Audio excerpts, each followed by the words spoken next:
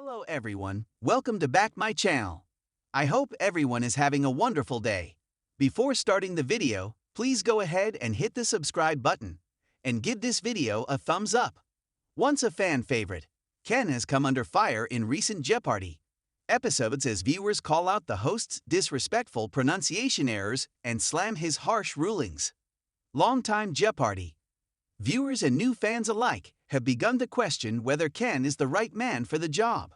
While nobody can compare to the show's former and legendary host, Alex Trebek, many fans think producers made the right call parting ways with Ken's former co-host, Mayim Bialik. Now, an insider exclusively told the U.S. Sun that Ken takes the job seriously and doesn't want to screw up, but he's also not writing for the show, as in offering any punch-ups. When asked whether he has any input on the game show's clues, the insider revealed the show's winningest contestant doesn't have as much say as viewers may think. Despite the late Alex having say on the take day's clues, regularly offering changes, Ken isn't at that point yet and leads it all up to the show's writers and producers.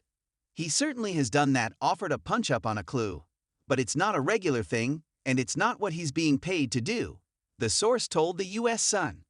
The writing operation on Jeopardy is a 9-to-5, 5-day-a-week operation because the writers are creating clues not just for the daily TV show, but for the various theme weeks, tournaments, celebrity editions, contestant recruitment tests, and, importantly, for the mountain of Jeopardy merchandise, from calendars to video games and everything in between. It's a huge assembly line that feeds into a bunch of smaller businesses, and Ken knows better than to meddle with any of it, the source added.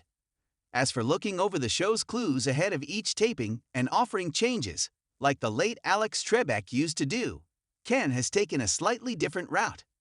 He trusts the system and isn't trying to reinvent it as he settles into the permanent hosting job, the source said.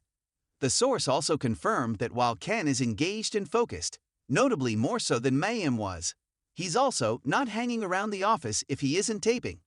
Ken is notably taking a cue from today's younger generations and diving headfirst into a healthy work-life balance. He has a full family life at home, and he's always developing other television projects or book projects, the source added. But when he's at Jeopardy, he takes the job seriously, and he doesn't want to screw this up.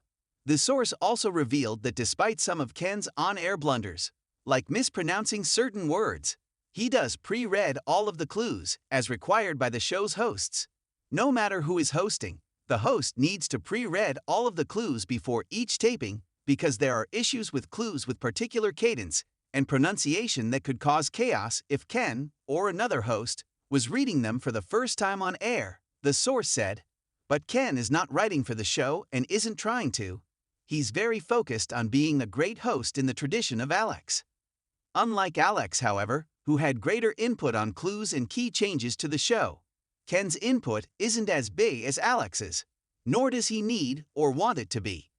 Ken's input on clues isn't big because he's very focused on his on-camera duties, interfacing with the guests, pronouncing everything right, and making taping days as smooth as possible, the source revealed.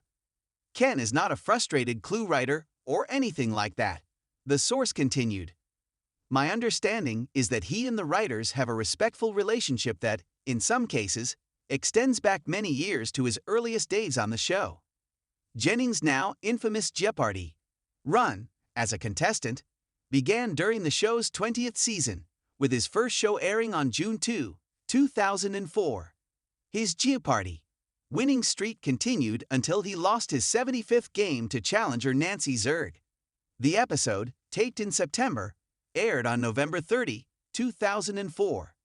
During his run, Ken answered over 2,700 questions correctly on the program and left viewers, and Alex himself, shocked after being unseated as the show's reigning champ. I do not think the writers are trying to sabotage Ken, but that doesn't mean there aren't members of the audience who want to see Ken stumble or make mistakes, the insider added.